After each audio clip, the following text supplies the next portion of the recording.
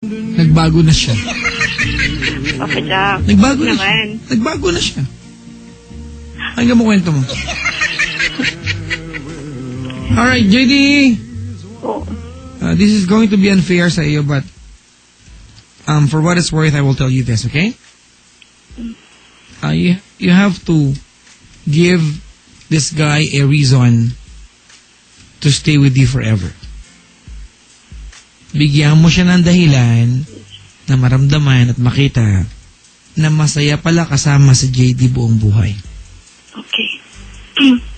I am not him, pero kung ako yung lalaking ito, iwanan kita. Honestly, Papa Jack. only for one thing, you don't know how to listen. Importante sa relasyon yan, nakikinig ka. Because it's the only way to discover kung paano mo aalagaan yung partner mo when you know when to listen and how to listen. Okay. Alright? That's that, Papa Jack. At ikaw, yung epitome. Okay, benchmark ka ng mga taong hindi marunong makinig ang daldal mo. Masisya na, Papa Jack. Pero in person, hindi po ako madaldal. Huwag mo nang ibuhatin yung bangko mo. Di ako naniniwala sa'yo. Hindi ka, Papa Jack. No, stop. Alam mo, Papa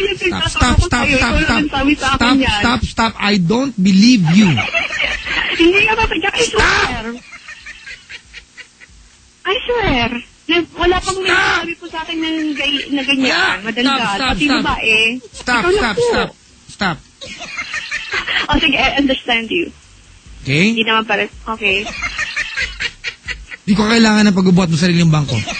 Okay. Okay? Okay po. Naintindihan po kita. Di mo ko naintindihan. No. Naintindihan po kita, Papa Jack. Do you want to talk to him? Ha? I don't want to talk to anyone. Okay. Naka-English.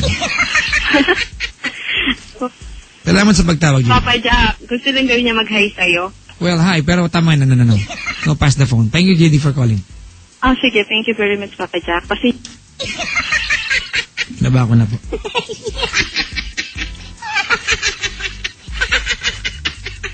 Kausap? Ay, nako. Saan mo nakasabay sa atin, mga kabisyo? Let me help you discover something about guys. Alright? Ito, sa ilan siyang hindi ko alam, this apply, itong bagay na applies generally. Tayong mga lalaki, bibihira na sabihin yung, teka lang paano ba to? Example na lang ito, mga kaibigan. It will take a lot of guts sa aming mga lalaki to tell you na nagsiselos kami. Okay? Mahirap yan for a guy. Nasabihin namin sa partner namin. Sample lang po ito, nagsiselos ako. Mahirap yan. Pag sinabi ng partner mo sa'yo yan, makinig ka. May pinanggalingan. Coming from a guy's point of view, mga kaibigan. Pag sinabi namin sa partner namin na ang ingay mo, do not take it for granted. May pinanggalingan. Alright? Hindi, di ba? May pinanggalingan na yan.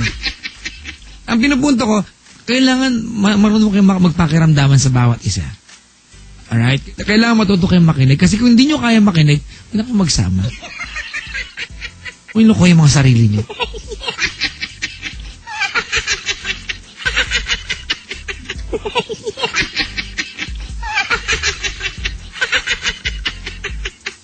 Ay, nako. Papa Jack, 4 years na po sila pero the way she speaks as if bago pa lang niyang boyfriend. Hindi pa niya kilala ang BF niya at mas naniniwala pa siya sa ibang tao. Mga kapatid, hindi ko po pinagtatanggol yung lalaki dito. Pinupunto ko, hindi mo mas magandang malaman mo yung mga bagay na pinagdadaanan ng partner mo sa partner mo mismo, hindi sa ibang tao? Asar. Si Elon Ching, ang daming nag-text, maghiwalay na lang daw sila. Ang katutak.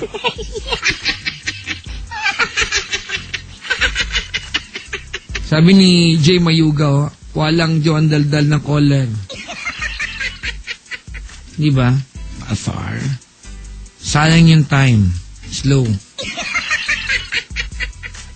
Papa Jack, ito the best Babae rin ako pero tama ka, di marunong makinig yung caller mo.